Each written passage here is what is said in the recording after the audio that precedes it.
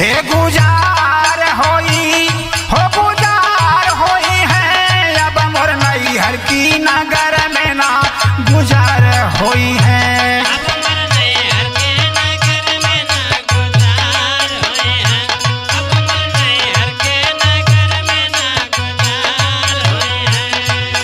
सासुर जाए पिया संग रहबे बन के नार नबेली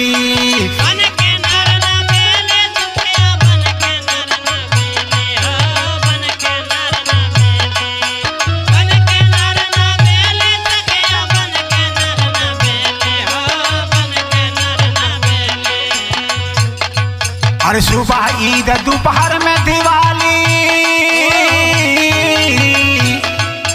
सुबह ईद दोपहर में दिवाली सजवै खेलब होली हमारा